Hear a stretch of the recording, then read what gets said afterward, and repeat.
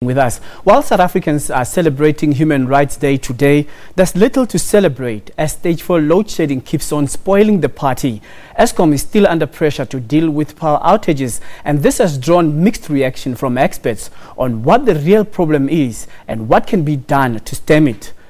Throughout this week, we've been speaking to a number of energy experts who told the SABC that the current management of Eskom is clueless in running the power utility, and they should step aside to give those who have a technical know-how a chance to fix the problems at the power utility. However, after this week's press briefing to explain the dire situation at Eskom, board chairperson Jabu Mabuza said load shedding comes as a result of reduction in supply while repairs are being done on units. Mabuza has admitted that Eskom's capacity is not meeting the demand.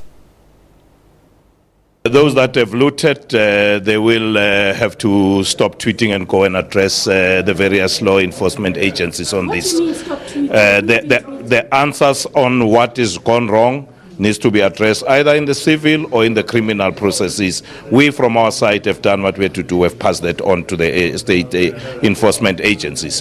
What we need to do, whatever they have caused, we unfortunately have the task now to fix that.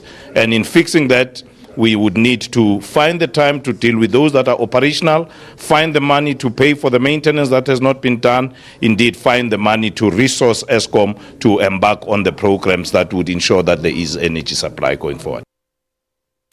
CEO Phakamani Radebe also weighed in on the budget for the maintenance of power plants that has been reducing over the years. If you are looking at the spend on Eskom, starting from 2013-14, it starts from 32 billion, it goes to 30 billion, 27, 26. Then there's a blip, there's an increase in 2015-2016 of 27 billion.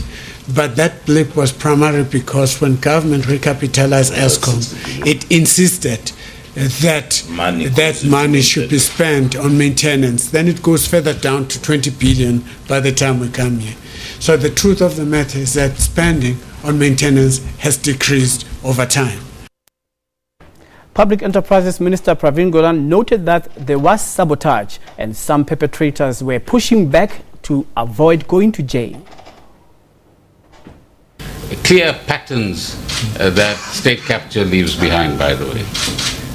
Change the minister, change the CEO, change the board. But the other pattern is move money towards capital expenditure. And that became the pool from which looting actually began to happen. You'll hear a lot more about it in the next few months in other entities as well. So the point that Mr. Mabuza makes about what was really spent on maintenance versus what was diverted elsewhere, there's still a lot of accountability, which I'm sure you're going to ask about in a moment, that needs to take place. I think the previous CEO and his colleagues of that time have a lot to explain to South Africa. A lot emerged during the parliamentary inquiry process. South Africans seem to, particularly the media, seems to forget that from time to time.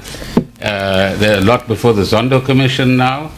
So we also know that there is a fight back stroke pushback. So old narratives are being revived in the hope that they can become dominant narratives so people can stay out of jail, stay away from prosecution, and so on.